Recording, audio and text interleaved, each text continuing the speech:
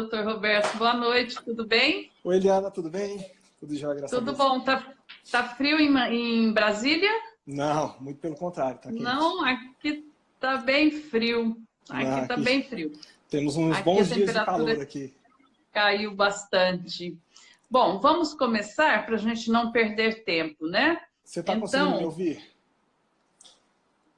tô te ouvindo Tá, bem, sim. tá jóia. Deixa eu só Marcos, me organizar aqui, já tô saltos chegando. de desenvolvimento existem?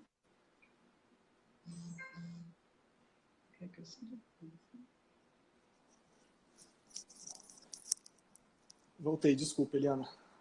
Não, fica tranquilo. Nós estamos aqui fazendo uma ação aqui também para...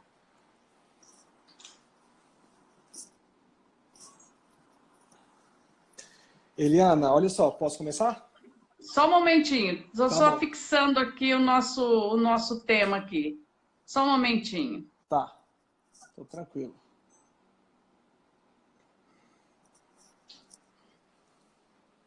Aí. Aí. Conseguimos fixar o tema da nossa live. Saltos de desenvolvimento existem? Então, vamos lá. Meninas, aí, minhas seguidoras, quem ainda não conhece, o Dr. Roberto Franklin é pediatra, eu vou deixar ele falar, né, um pouco sobre ele. Ele é de Brasília, um pediatra de Brasília, e nós temos, assim, algumas afinidades, né, nos nossos assuntos. Então, eu fiz um convite ao Dr. Roberto Franklin que viesse aqui falar para nós deste assunto tão polêmico, tão debatido, que tanta gente, né, às vezes as mamães aí ficam aí reféns dessa história por muito tempo. Hoje mesmo uma mamãe comentou que faltam 19 dias para acabar o salto de desenvolvimento, que ela já não aguenta mais. Então, por isso, nós estamos aqui com o Dr. Roberto. Seja Tá bem-vindo, demorando. Dr. Roberto. Fique à vontade aí para falar para nós, então, sobre o salto. Obrigado, Eliana, é um prazer estar contigo. Realmente, são muitas afinidades. A gente se conheceu tem pouco tempo, mas parece que a gente tem a mesma fonte, a mesma base educacional, né? É engraçado quando eu vejo muitos dos seus vídeos ou eu vejo suas postagens, é como se eu estivesse me vendo falando a respeito disso. Obrigado A pelo mesma coisa convite. acontece comigo quando eu te vejo postando, eu falo, Eu queria agradecer, obrigado pelo convite, né? Eu estou na rede há pouco tempo, então assim é uma coisa que eu estou aprendendo ainda. Então gostaria de deixar tranquilo e avisar para todo mundo que a gente está fazendo uma coisa que é a nossa opinião contra o fluxo, né? E aí, quem tiver alguma coisa, algum questionamento, a gente está aqui à disposição, lógico, vamos tentar discutir a respeito disso. Meus pacientes já me conhecem, já sabem qual é exatamente o meu pensamento. Não estou aqui para refutar ninguém, mas a gente está aqui para orientar da melhor forma, da forma que a gente acredita. Tá?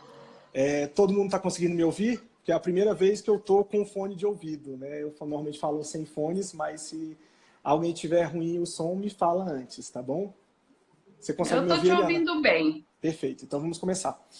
Eliana, antes da gente falar em saltos, ou em marcos, ou em desenvolvimento de uma forma geral, a gente tem que entender muito bem como é o funcionamento dos bebês. Uma coisa que eu sempre falo, que eu sempre levo em consideração, é que na escala evolutiva, o bebê humano é o bebê mais imaturo que existe. Então, nós sabemos que a nossa gestação, teoricamente, era para durar 12 meses, devido ao fato de nós termos nos tornado bípedes, o quadril diminuiu de tamanho e, consequentemente, o bebê nasceu imaturo. Essa imaturidade provoca o que nós chamamos de gestação extraútero. Essa gestação extraútero dura esses 3 meses remanescentes, esses 3 meses que faltam para se completar o amadurecimento dos bebês. Então é muito delicado a gente falar em amadurecimento quando a gente fala de um ser que é sábio como o nosso, nós seres humanos somos o de maior capacidade intelectual, e a gente vê um ser totalmente imaturo evoluir até o grau que nós estamos hoje. Então é uma diferença muito grande do nascimento até o nosso amadurecimento completo. E o maior ganho acontece nos primeiros anos de vida. Então a gente sabe que o bebê ganha em intelectualidade, em cognição, em parte motora, tudo, principalmente no primeiro ano. Você sai de um ser totalmente dependente, que não reage, não interage, não se mexe, precisa da mãe para tudo, para um menino com 1 ano que já fala as primeiras palavras, já se locomove, já reclama, já mostra alguma individualidade, algum sentimento. Então a gente tem que tomar bastante cuidado quando a gente fala do desenvolvimento global da criança, do desenvolvimento neurológico da criança. Pensando dessa forma, A gente sabe que o desenvolvimento das crianças é crânio-caudal. Tem até um vídeo que eu fiz um desenho, todo mundo gostou do meu desenho, porque eu desenho muito bem. O sentido crânio-caudal é da cabeça aos pés. O que eu quero dizer com isso? Se nós formos levar em consideração que a primeira coisa que a criança desenvolve é a visão, porque ao olhar para a mãe, reconhece o ser querido, reconhece aquele ser que ele está acostumado a ouvir a voz. Então, o campo visual do bebê é pequeno, é em torno de 30 a 40 centímetros. Ele olha para a mãe, reconhece e sente calma, confia no que está vindo, porque sabe que é a genitora, que é o ser que ele confia, que teve esse contato nos 9 meses antecedentes. E aí, com isso, o desenvolvimento vai seguindo na cabeça. Primeiro são os olhos, em seguida a audição. Após isso, o processo de respiração, sucção, deglutição. Há uma coordenação melhor da mamada. Após isso, segura o pescoço. Associado a isso, começa a mexer os membros superiores. Então, tudo isso é paulatinamente, é gradativo. Então, a gente tem que entender que a criança vai ganhando isso aos poucos. E o ganho é gradual. Não tem como eu falar que uma criança tem um ganho neurológico e retrocede. Por que aconteceria isso? Por que a criança ganharia e depois retrocederia para o bem-estar próprio? O ganho neurológico é contínuo. Então, após isso, começa a segurar melhor o tronco, se firma, senta. Após isso, se coloca em 4 apoios. Após isso, se coloca em pé. Então, isso é gradativo. E eu falei só dos marcos motores, eu estou falando só da parte motora, eu ainda não estou falando do desenvolvimento cognitivo, que é uma coisa que envolve muito mais conhecimento, muito mais neurônio, muito mais sinapse. Então precisa de um cuidado. Muito mais conexões neurais e sinapses e tudo, né? Então, quando a gente pensa dessa forma, a gente tem já descrito, inclusive na caderneta de vacinas, para quem tem curiosidade, os famosos marcos do desenvolvimento. Esses marcos, sejam eles cognitivos ou motores. Então, quem tem a caderneta do Ministério da Saúde tem os marcos neurológicos. E tudo segue um padrão com um desvio. Não é nunca um número específico. A criança atinge tal marco de 3 a 6 meses, de 4 a 5. Então, os marcos neurológicos são variáveis. São variáveis. Tem crianças que estão favorecidas e conseguem atingir uns marcos antes, outras depois. A gente avalia e acompanha. Mas eu não posso definir isso, falar que isso vai ser o definidor de um mal-estar. Não, porque o desenvolvimento é gradativo. Como é que eu posso falar que a criança vai regredir? Então, os marcos neurológicos tem todos na caderneta, tem todos em qualquer fonte que você procurar sobre desenvolvimento de criança. E o que eu acho que a gente deve levar em consideração é a associação do desenvolvimento motor com o desenvolvimento cognitivo. Sabendo que com um mês, o que a criança faz com um mês? Com um mês, começa o reconhecimento do ambiente, começa o reconhecimento dos pais, o reconhecimento da rotina. Então, ele sabe o que está fazendo ao longo do dia, que o dia torna-se dia que ele tem que ficar desperto. À noite é o horário da gente começar a acalmar e fazer a rotina de sono. No segundo mês, a criança já interage mais, começa o sorriso social, já olha fixamente para o pai, reconhece a mãe, dá um sorriso. Então, esse com o campo visual maior facilita o desenvolvimento do segundo mês.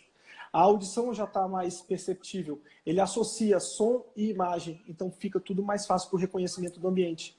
No terceiro mês, coordena respiração, sucção, deglutição. A criança mama de forma mais eficaz, suga mais rápido, a mamada fica mais curta. Aí vem a confusão, porque a mamada mais curta faz com que o leite fique mais vazio, mais murcho. E murcha só por causa dessa solicitação do filho. O bebê solicita um leite mais denso, mais concentrado, mais rico em calorias. Consequentemente, esse leite é em menor volume. Não pode mais esse leite extravasar. Então, a partir do terceiro mês, a mãe sente, meu peito está murcho, será que é um salto? Não sei. Então, será que é uma adaptação ao bebê? Com certeza. É uma adaptação à necessidade, à mamada mais rápida do bebê. É isso que acontece. No quarto mês, acontece o primeiro amadurecimento do sono, o estágio neural de consolidação. O sono que antes era irregular começa a se tornar cíclico como o nosso de adulto. Há um reconhecimento disso. Quando a gente impõe a rotina, isso você é mestre, eu parabenizo porque você faz de forma brilhante. Ao quarto mês, a gente tem o primeiro estágio de amadurecimento do sono. E esse primeiro estágio torna o sono cíclico, exatamente igual ao sono de adulto, com todas as fases. Sono 1, 2, 3, 4, sono REM. Então pode ter uma alteração porque deixa de ser irregular e passa a ser cíclico. Aí a gente tem que adaptar essa rotina, sabendo da fisiologia, do que acontece normalmente com as crianças. No 5º mês, desenvolvimento motor acelerado. A criança rola, a criança vira, a criança tenta sentar, se coloca para cima, fixa os dedos nas mãos das mães e se puxa. Então tudo isso acontece no 5º mês. 6º mês, um amadurecimento intenso com as pessoas. A criança começa a reconhecer as pessoas, começa a fase de estranhamento. E essa fase se dá porque a criança está acostumada com os rostos familiares e depois disso começa a estranhar as pessoas que realmente não conhecem, não fazem parte do dia a dia. Eu sempre brinco, é a fase de inimizade, a fase de ódio ao pediatra. As crianças que até então eram todos meus amigos passam a não querer mais conversa com o tio Roberto.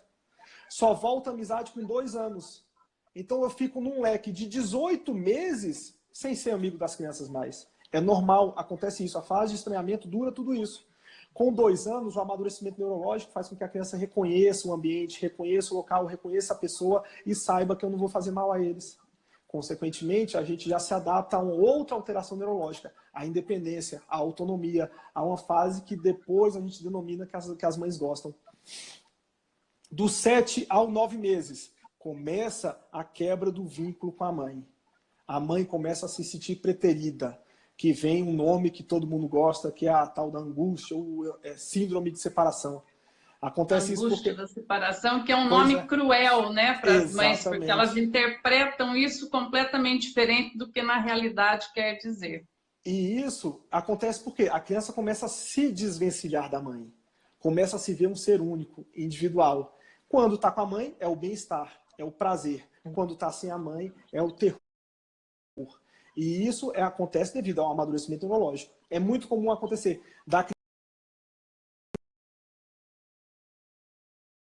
Quando a mãe está ausente, quando a mãe chega, a criança se transforma. É só choro, é só reclamação, é só querendo peito, mas isso é uma fase de amadurecimento. Não precisa preocupar com isso também. E, para completar o 1º ano, dos 9 aos 12 meses, vem o fechamento do desenvolvimento motor e cognitivo. A criança se levanta, se coloca de pé e começa a balbuciar. Então, esse é o desenvolvimento do 1º ano de vida. E eu não falei nada mais do que os marcos neurológicos. Eu falei só da fisiologia, do que é normal de acontecer com as crianças. Tudo isso a gente sabe. Ah, mas eu ouvi falar que bate palma com 7 meses, bate palma com 9. Isso é uma delimitação de um dos marcos neurológicos. Eu ouvi falar que a criança muda, sei lá, colocar o dedo na mão, colocar a mão, o dedo na boca. Então, isso também é uma fase de destrinchamento do processo dos marcos neurológicos. Então, tudo isso acontece naturalmente. As crianças atingem isso naturalmente. Terminado essa fase de amadurecimento do 1º ano de vida, o que a gente considera? Aí considera uma coisa que você sempre fala, o tripé da saúde. Você fala disso, eu falo também da mesma coisa. O que é o tripé da saúde? Alimentação, sono e atividade física adequada. Isso vale para todos nós, para crianças, para adultos, para adolescentes. A gente tendo isso em mente, a gente consegue ter uma saúde bem, um bom estado de saúde completo. O principal para mim, assim como para você, é o sono. Sono é o fundamental. Com um bom sono, a gente consegue ter boas energias. A gente consegue escolher melhor as nossas atividades e consegue comer melhor. Então, o sono é o principal. E o sono bem estipulado, bem estabelecido desde o começo, muda completamente a vida do bebê, a vida dos pais. Então, é isso que facilita. Para o bebê, principalmente, porque gera o conforto, a previsibilidade. Então, facilita demais. Quando a gente fala nisso, a gente leva em consideração que quando as crianças tendem a ter uma boa rotina, a ter uma boa alimentação e uma atividade física adequada, então a gente tem uma criança que tende a se tornar um ser mais completo, mais bem formado, mais seguro de si.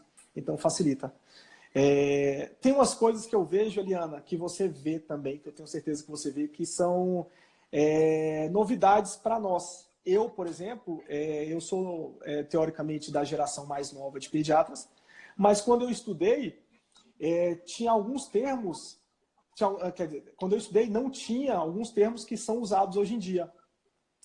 Por exemplo, o que eu vejo nas mães, devido à informação excessiva, isso faz com que elas tentem ou haja uma necessidade de definição das fases da vida das crianças. Essa necessidade de definição gerou expressões que até então eu não tinha ouvido falar.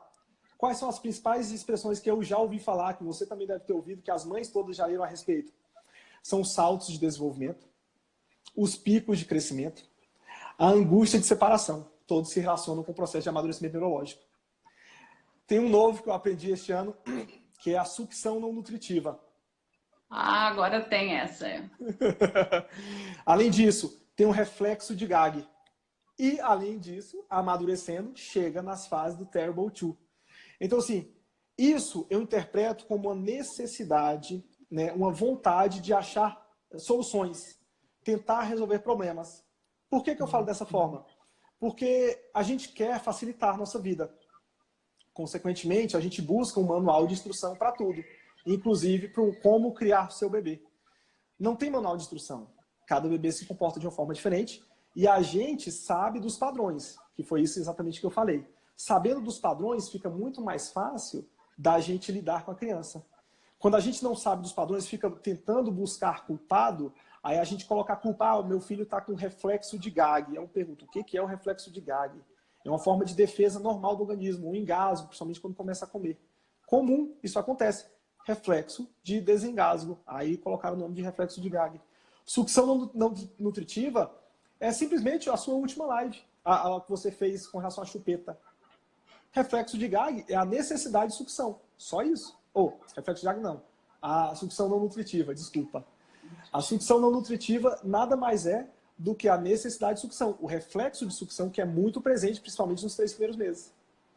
Então, aí vem e tudo se fecha no Terrible Two. O que vem a ser o Terrible Two? É o medo de todas as mães. Meu Deus, meu filho vai chegar nos 2 anos e vai mudar, vai virar um monstro. Não. Os Terrible Two nada mais é do que uma criança que está sem adaptação, sem coordenação, sem orientação hierárquica. É isso. Aí chega a criança que não sabe rotina, não sabe limite, não sabe se comportar de forma geral. Por quê? Porque a criança começa a dar birra quando ela mais precisa de autonomia. Começa a se jogar no chão quando ela mais sabe falar. Por que faz isso? Porque até então não teve a orientação adequada.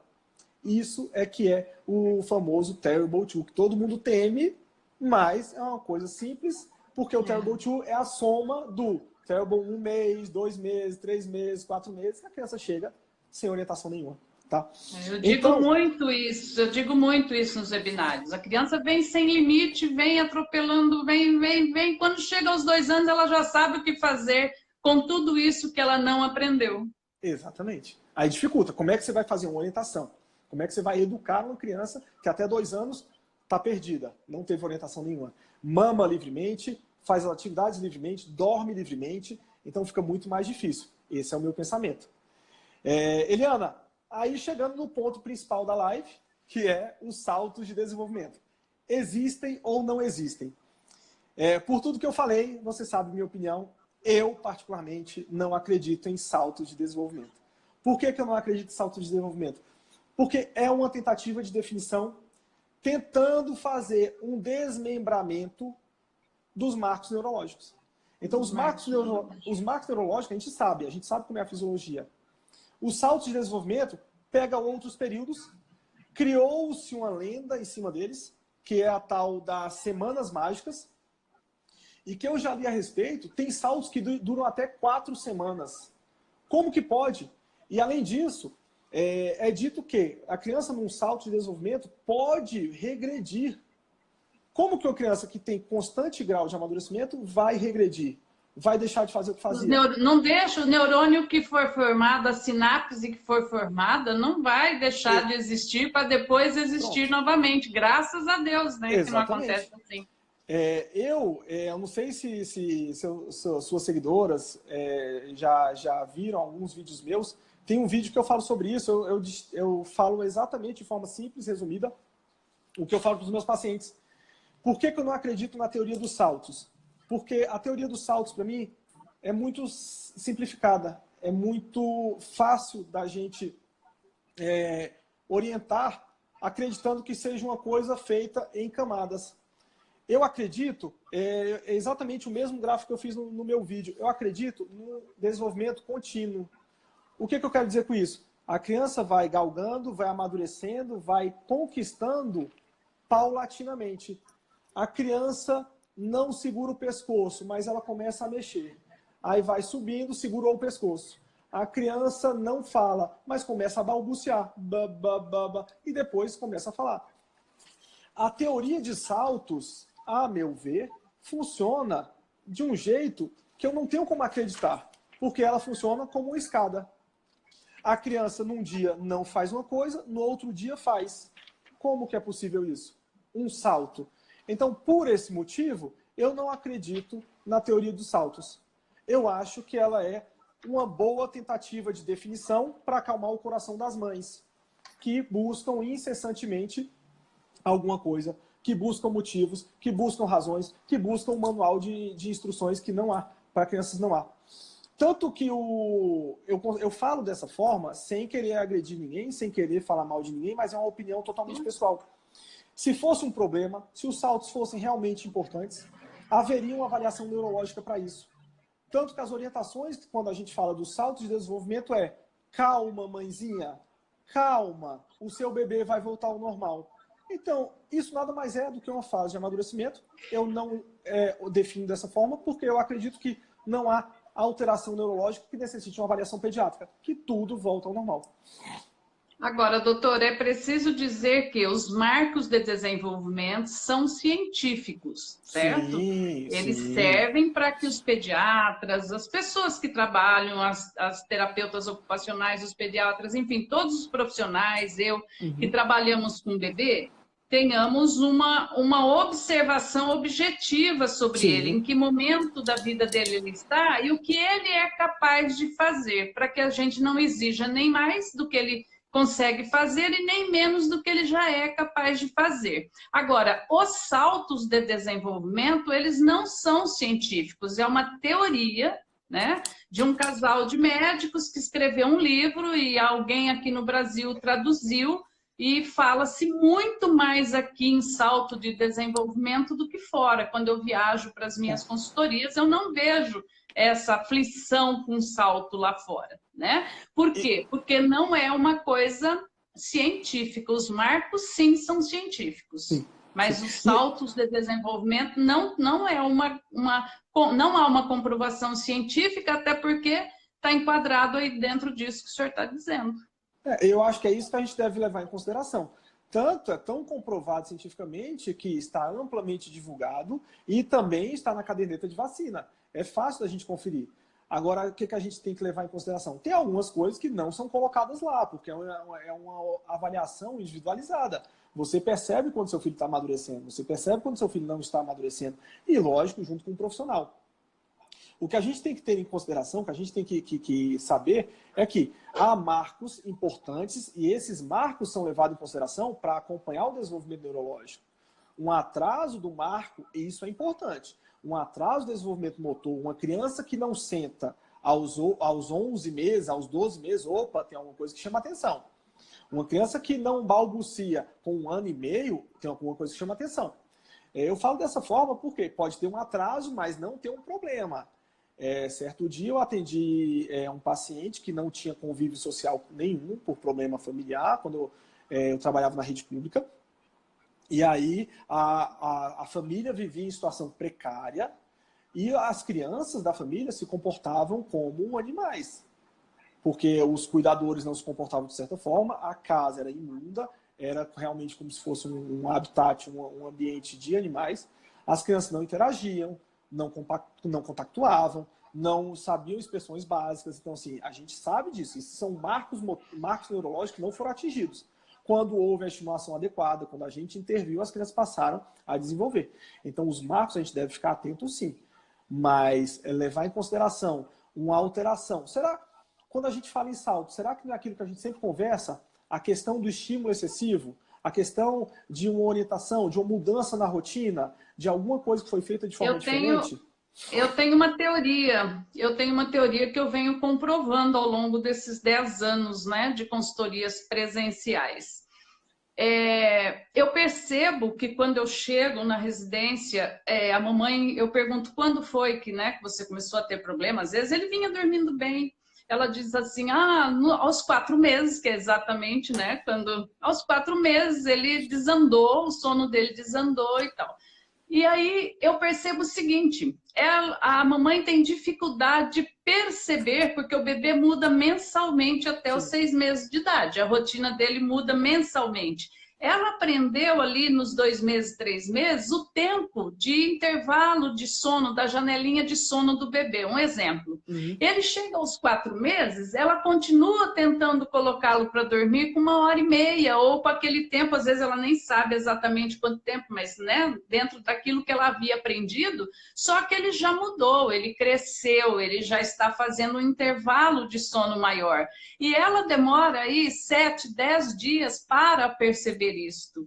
E isso acaba caindo como se ele tivesse tido um salto de desenvolvimento. Então, o que eu percebo é o seguinte, os bebês que nós orientamos, que são feitas consultorias, que aprenderam a dormir, as mamães mesmo dizem, meu filho, eu não sei o que é isso, eu não sei o que é salto de desenvolvimento. Então, o que eu digo para as mamães, não sofram com isso, não se apeguem a isso, se apeguem à informação correta, para que você trabalhe essa rotina, para que em cada mês do seu filho você ofereça aquilo que é a necessidade fisiológica, motora e tudo dele, para que ela não tenha esse tipo de problema. Eliana, a gente sabe que além disso, há situações, como você sempre fala, a associação negativa. Há situações que a criança se adapta e cria disso um hábito, faz disso uma rotina. E muitas crianças podem entrar nessa rotina negativa e persistir nela sem a gente perceber. A criança foi habituada, acostumada a ficar desse jeito e a gente acha que isso é normal. Então a gente tem que saber como evitar isso. Sim. Eu falo isso sempre para algumas mães, que dificilmente acontece, mas pode acontecer, do bebê não se alimentar direito. É um bebê que eu denomino bebê insaciável. Esse bebê insaciável tem uma demanda maior do que a capacidade da mãe produzir leite. E aí um bebê que é irritado, chora o tempo todo, mama as mãos, não dorme. Esse bebê entrou em uma associação negativa que o pouco de leite que ele mama o deixa minimamente satisfeito e isso provoca essa irritabilidade ao longo do dia inteiro. O bebê fica irritado ao longo do dia inteiro, chega à noite cansado, dorme cansado. Ele entra num processo que eu chamo de sono de vigília. Parece que ele fica vigiando aquilo que ele sabe que não pode faltar para ele. E quando chega no final do dia, apaga, morre de cansaço. Porque o bebê sente dor ao sentir fome.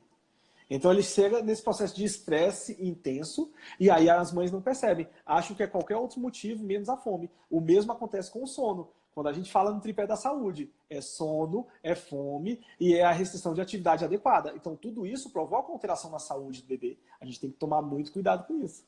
É isso que acontece. É bem isso mesmo. E aí, cada idade, né? Cada mês do bebê até, eu digo sempre, até os 6 meses é uma mudança constante. Depois dá uma equilibradinha aí, né? Vai até 1 ano aí mais equilibrado, com menos mudanças, a rotina permanece praticamente a mesma. Tem uns danadinhos que atingem os marcos antes, né? Porque a gente sabe que tem aí as diferenças, mas o sono acompanha muito. Olha, eu tô com uma bebezinha que está assim, no máximo do marco de desenvolvimento dela, com 3 meses.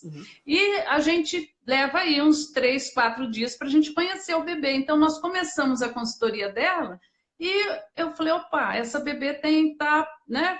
Fui avaliando os marcos, conclusão. Coloquei para ela uma rotina maior do que a idade dela, já de praticamente 4 meses. E ela se adaptou perfeitamente bem. Para você ter uma ideia, uma bebê de 3 meses que vira e desvira no berço. Olha aí. Então, assim, ela já está com um marco avançado. Extremamente avançado. Eu não posso segurar, eu não posso colocar para ela uma rotina de sono como eu colocaria, ou querer um tempo de sono de um bebê de 3 meses, né? Perfeito, então, eu percebo que assim, o sono está muito ligado a esses marcos de desenvolvimento. Da mesma maneira, bebês, às vezes, com 6 meses, que não estão fazendo a janela de sono de 6 meses, eles estão aqui nos 4 meses ainda. E é natural, porque ele está dentro deste marco, ele está neste mínimo aqui do marco, né? Lá no meu aplicativo, mamães, nós temos lá os marcos de desenvolvimento de 1 mês, Grande parte dos bebês fazem isso, metade fazem isso, uma pequena parte faz isso, que é para te ajudar aí a perceber, a não ficar comparando o seu bebê com o da vizinha, se ele faz mais ou se ele faz menos, tá? Porque é natural que eles tenham aí diferenças, né? Eliana, eu acho que você está certíssima, a gente tem que realmente conhecer, não é fácil. Quando as mães chegam me falando dos bebês, eu sempre falo, eu não refuto a mãe, porque não há quem conheça melhor o bebê do que a própria mãe. Não há. Exatamente. Mas eu falo como a gente fala, né? Do que é comprovado cientificamente. A epidemiologia é a parte da medicina que cuida das estatísticas. A epidemiologia fala para a gente em dados e a gente leva o que é mais comum em consideração. Então, quando a gente leva isso em consideração, é porque a gente lida com dados, não é com achismo, né? Então, a gente vai com o que é mais comum, isso acontece, não acontece, então, por isso que a gente fala desse jeito. Uma coisa que eu sempre vejo você falando e que eu acho fenomenal, e que eu repito sempre falei, é a questão da rotina. A rotina, gente, é todo dia. Não é rotina de segunda a sexta e sábado e domingo muda. Porque o pai está em casa, porque o filho mais velho não vai para a escola. Rotina é rotina todos os dias. Não adianta a gente querer falar, estipular uma rotina, porque o bebê não sabe o que é sábado, domingo, feriado. Não. Rotina é diária. Se o bebê tem que dormir em determinado horário todos os dias. Então, isso eu vou acontece. viajar, e aí, como fica a rotina? Pronto. Entendeu? Então a gente tem que levar em consideração isso. É rotina sempre. Não é a rotina da semana, a rotina do final de semana, né? Isso aí para nós... Até porque é a necessidade do bebê naquele momento que está sendo atendida, então não tem como. É o que eu digo para as mamães, quando você vai viajar, quando elas perguntam, eu vou viajar, eu digo, quando você vai viajar, você dá mamar para o seu filho só de 6 em 6 horas? Não. Então o sono também não pode deixar de ser feito, ele também precisa dormir, né? Não dá para mudar, porque a necessidade dele, se é 3 em 3 horas mamar, o sono dele também tem um ritmo e também precisa ser atendido. Então, dentro de casa, fora de casa, no parque, no shopping, precisa ser atendido. Lembrando-se sempre disso, Eliana, o que tem que ser atendido sempre? Vamos lá, é o tripé da saúde, é o sono, é a comida e a atividade física adequada. Não tem jeito. Exatamente. A gente ainda vai chegar no ponto, nós já estamos...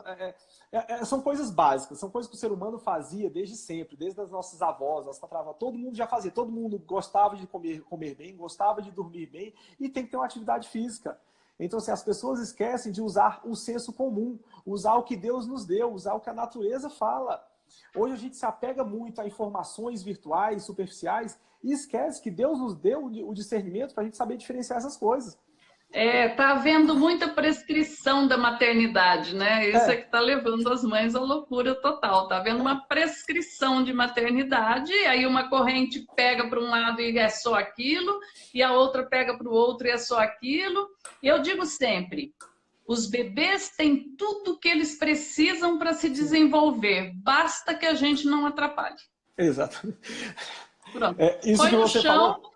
E não atrapalha. Eu falo, o bebê se cria com o pediatra, sem pediatra e apesar do pediatra. Então...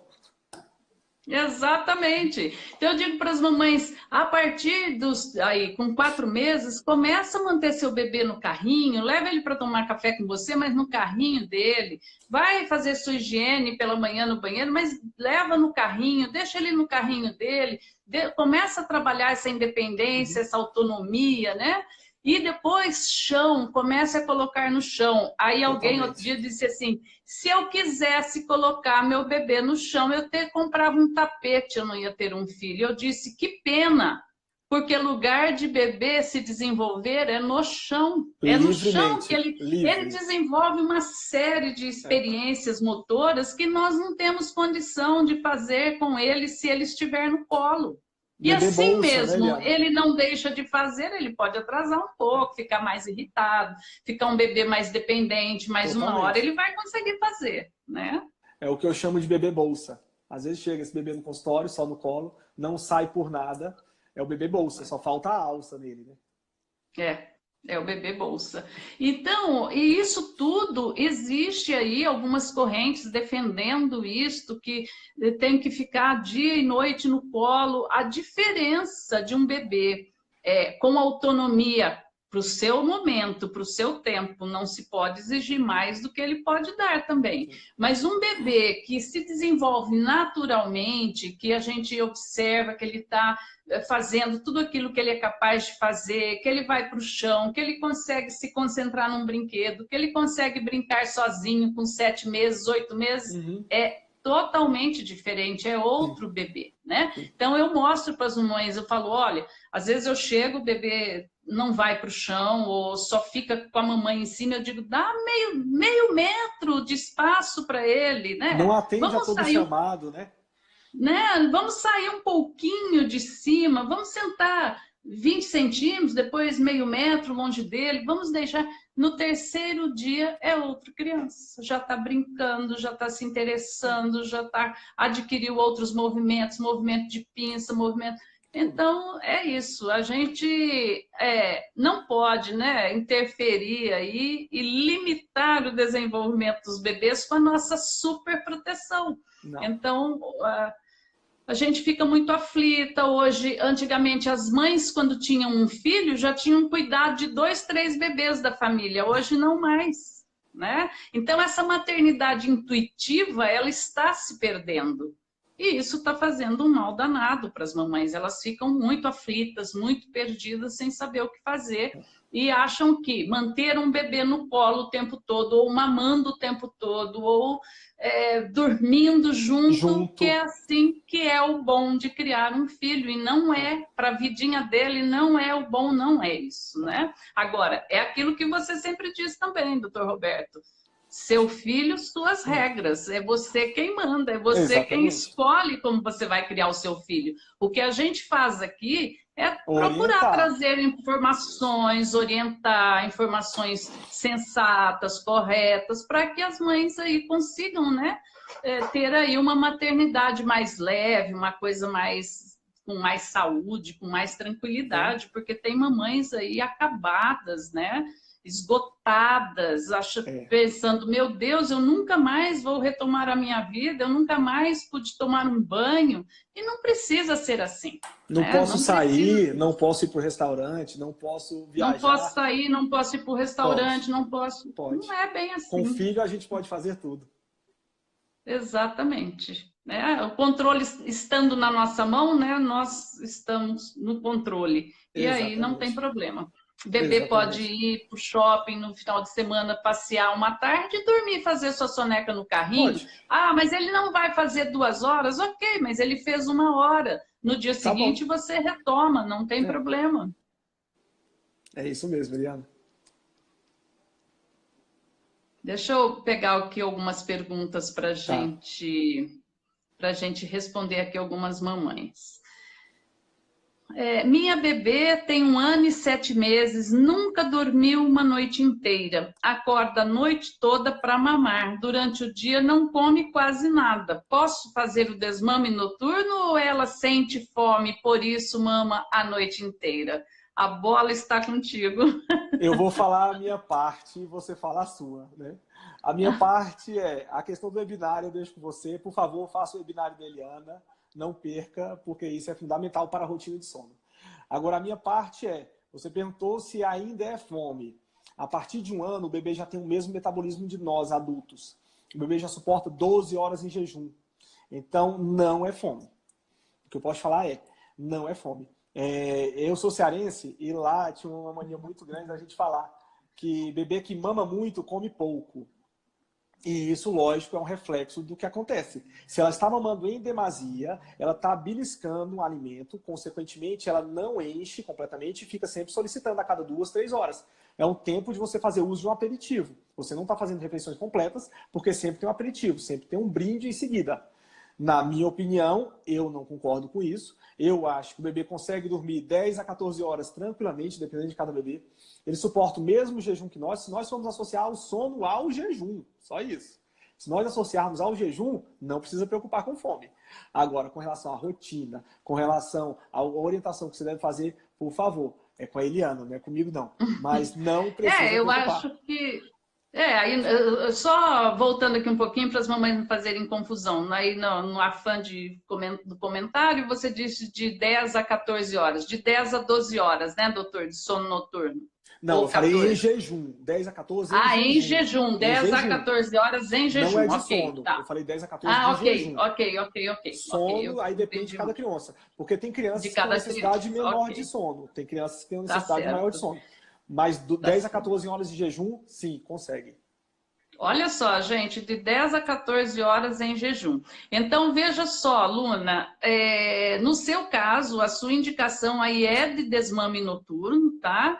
E observar se a sua filha já não tem outras associações, porque às vezes vocês fazem o desmame noturno e a criança continua acordando, já nem mama mais. Porque você interpretava que ela acordava para mamar e, na verdade, às vezes não acordava para mamar, acordava só para vir ao colo. Mas aí o assunto é bastante extenso e a gente não tem como, mas a orientação primária é esta, tá? Então, nos webinários, você tem lá 3 horas de informação só falando aí a respeito da idade da sua filhinha, tá bom? Vamos ver outra aqui. O choro pode ser... não, esse aqui foi um comentário, não foi uma pergunta. E o caso de criança já crescidinha? Minha filha tem 8 anos, no caso ela é muito apegada em mim, não consegue nem ir para a escola, porque fica longe de mim. Ela é muito sensível, carinhosa, e ir para a escola fica doente. Eliana, isso aí é um hábito, né? É associação negativa. Então, assim... É mais do que um hábito, ela não foi trabalhada lá atrás, Não, né, doutor? Ela desde não o começo. conseguiu desenvolver esta independência. É por isso que a gente bate tanto nessa coisa do deixa brincar, põe no chão. Érica, para que a Não gente atenda pudesse a aí todos os avaliar, teria que momentos. saber como ela foi criada, mas com certeza foi uma criança criada com... o apego, ele não é negativo. Este apego, como o pessoal vem pregando, é que é negativo. Então, vocês vejam uma criança com 8 anos que não tem independência, não tem autonomia. Minha netinha tem 8 anos. Ela já passa a tarde na casa da amiga, às vezes ela dorme na casa de uma amiguinha, ela passa o dia todo, às vezes, num aniversário de uma amiga. Isso é um comportamento já natural da idade, né? Agora, não ir para a escola porque não desapega de você, eu te oriento a procurar uma ajuda aí, agora mais profissional, psicológica, que não é a minha área, tá bom? Eu concordo, não é a minha também.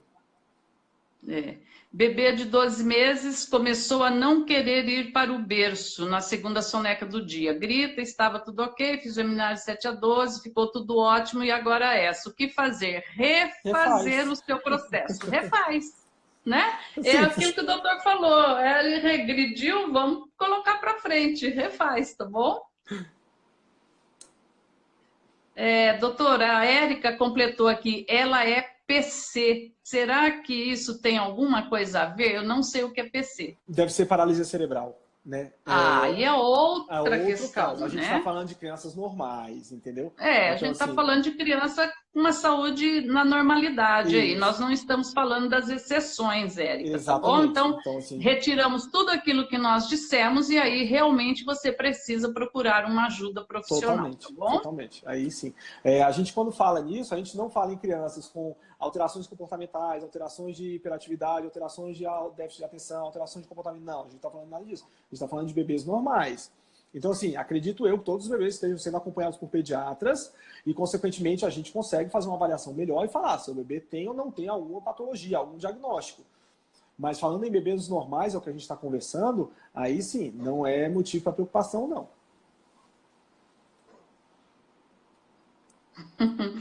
Terrible two, eu odeio essa expressão.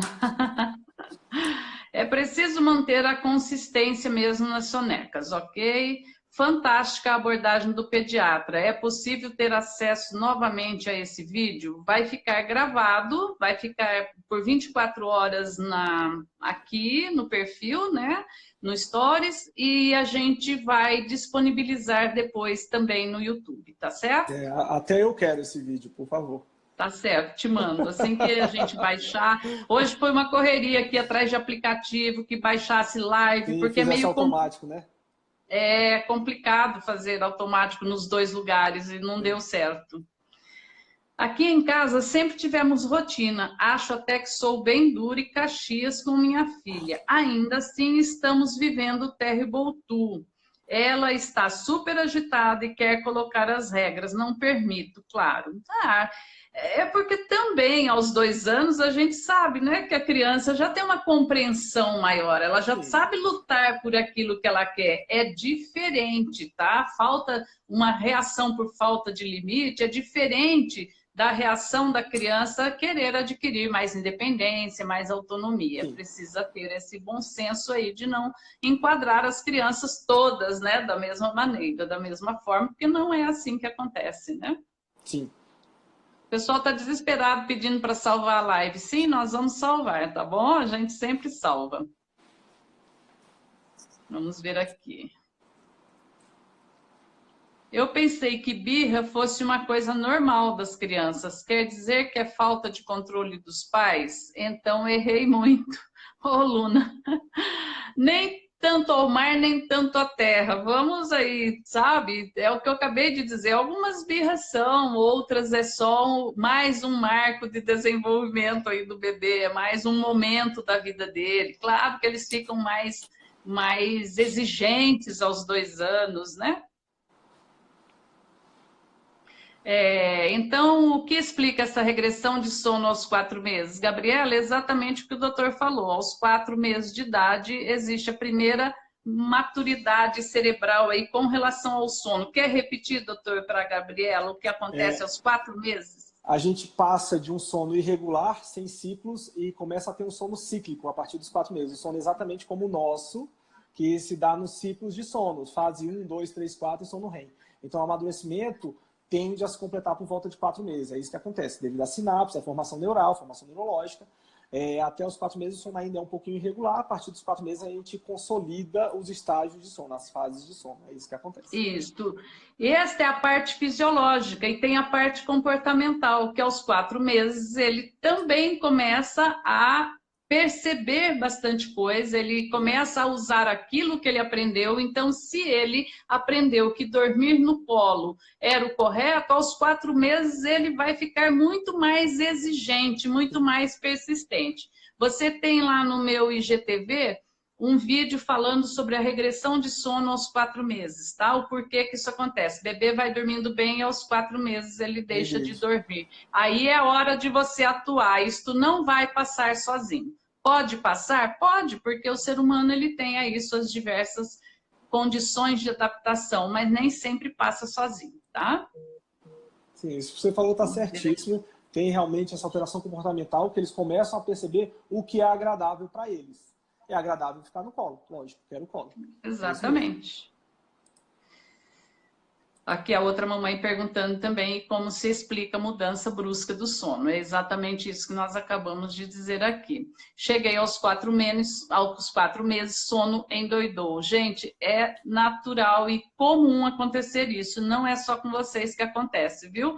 Se você vem já com informações sobre sono e vem conduzindo, quando isso acontece aos 4 meses, você já sabe o que fazer. Quando você não sabe, ele acaba te pegando de surpresa. E aí há uma regressão do sono, tá? Vamos ver. Tem alguma pergunta aí que você queira responder, doutor? Eu tenho só um comentário, Eliana. Teve uma mãe que comentou que para a gente não usar os termos normais, não normais, né, com relação às crianças que teriam algum diagnóstico, a gente usar os termos típico e atípico, né? A gente pede desculpa porque é um linguajar que a gente está acostumado, lógico, mas a gente pede desculpa porque são coisas que a gente está acostumado. A gente vai tentar remodular, refazer essas falas, tá? Mas é exatamente isso que acontece. A gente tenta não estereotipar, a gente tenta não deixar estigmatizado, tá bom? Peço desculpa pela fala do normal e não normal, tá bom? Ok. Porque aqui é uma coisa muito informal e a gente faz no calor das defesas aqui, dos assuntos, e às vezes a gente acaba repetindo, né? Alguma coisa assim. Sim. Minha bebê tem quase 6 meses e acorda muito, nunca dormiu bem. Pois é, né? Falta aí uma educação de sono realmente. Eu digo sempre que a educação de sono é igual à educação alimentar, é igual qualquer outra educação. É que o sono para nós, né, é uma coisa assim difícil, porque a gente não entende o que é o sono, então a gente acaba fazendo essa confusão e não sabendo como conduzir o sono, né? Aqui tem o Gustavo Tá e a desesperado. Júlia. Quero este pediatra em Nuporanga. Acho que vai ser bem difícil, né, doutor, com a sua agenda ir para Nuporanga, mas eles podem ir até Brasília, né? Estou à disposição, precisando. O Vitor também está aqui. Parabéns, Vitor. Vi você por aí no começo da live, agora não vi mais. Acho que as perguntas aqui acabaram. Tem uma mamãe, o Gustavo mesmo está falando, pedindo para falar sobre a creche. Não sei o que ele gostaria de saber sobre a creche. Tem alguma coisa para você pontuar, doutor? Eu acho que não é o momento, né, o assunto da nossa live. A creche é uma situação muito particular, a gente leva em consideração a rotina do casal, a rotina do pai, a rotina da mãe, o que pode ser feito com relação a isso. Como você sempre fala, eu também gosto de falar sobre creche, mas é um assunto particular, eu gosto de falar sobre isso em consultório. Tá? Pode ser positivo, Isso. pode ser negativo, depende da rotina de cada um, depende da necessidade de cada um, tá bom? Exatamente, exatamente. A Renata está aqui dizendo, perfeita esta dupla, nós agradecemos. Obrigado, obrigado. A gente se achou.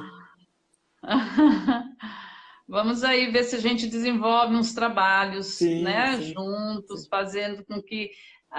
é o que eu disse, a gente precisa desmistificar esses problemas da maternidade. Essa maternidade por prescrição aí não pode continuar assim, porque as mamães... Eu atendo mamães em crises, assim... Elas sim estão em crise, em surto. Outro dia uma É, mandou uma mensagem, meu filho está com um surto de crescimento. Eu disse, você está surtada já, você que está com surto, né? Então, a gente precisa, sabe? E a gente está aqui e as pessoas que quiserem, né, mandem aí nos comentários, sigam o perfil do Dr. Roberto, né, Dr. Roberto Franklin, deixe lá as perguntas, os assuntos que vocês querem ver, que a gente vai está disponível aqui para ir comentando, para irmos fazendo lives. A nossa agenda é muito apertada, a dele é muito apertada, a minha é muito apertada, mas na medida do possível a gente vai. Nós vamos trazer uma outra pediatra aqui também, que logo eu já vou anunciar, maravilhosa também, na mesma linha do Dr. Roberto Franklin. Então, vamos aí absorvendo essas informações, né? Aproveitando esses profissionais para a gente absorver uma informação correta de qualidade, tá certo? Acho que... não, ainda faltam 5 minutos. Vamos ver aqui mais alguma pergunta. Gravado onde? Vai ficar gravado aqui, Rúbia, aqui no Stories por do 24 horas, né? Fica no Instagram, Stories. né? E depois vai para o YouTube, depois que a gente conseguir salvar a live, aí vai para o YouTube. A gente descobriu aí um programinha que salva. Perfeito. Deixa eu voltar aqui no início, que tinha uma mamãe aqui fazendo uma pergunta que eu quero ver se eu encontro.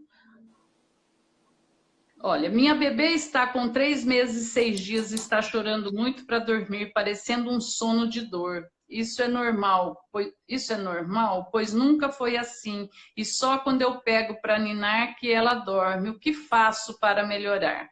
Então vamos lá, fala da sua parte fisiológica aí primeiro, se pode ter alguma dor, alguma coisa, e depois eu falo da minha de sono. Não, a gente não vê o bebê com sono ou com dor para dormir, né? Muitas vezes o que acontece os bebês não têm memória curta. Por não ter memória curta, o bebê não sabe o que vai acontecer em seguida. E aí, consequentemente, o bebê não sabe que ao dormir vai acordar e ter a mãe de novo. Muitas vezes o bebê faz uma associação de que vai perder a mãe, vai perder a presença da pessoa que ele está acostumado, que gosta, que é a grande protetora. E aí, consequentemente, luta incessantemente contra o sono. E essa luta contra o sono, todo mundo sabe que provoca irritação, irritabilidade, choro mais fácil. Então, por falta de memória curta ainda, por falta de amadurecimento neurológico ainda, a criança pode ter esse período de reclamação maior. Mas isso aí a Eliana sabe como resolver para vocês de forma muito fácil. Então, pode acontecer isso sim. Aí com 3 meses e 6 dias, provavelmente ela já aprendeu, né? Ela já adotou o comportamento, o hábito e gosta de dormir sendo ninada. para que você mude isso, para que você comece a ensinar um novo hábito, você vai precisar aí de persistência. Nos webinários nós temos algumas estratégias, tá?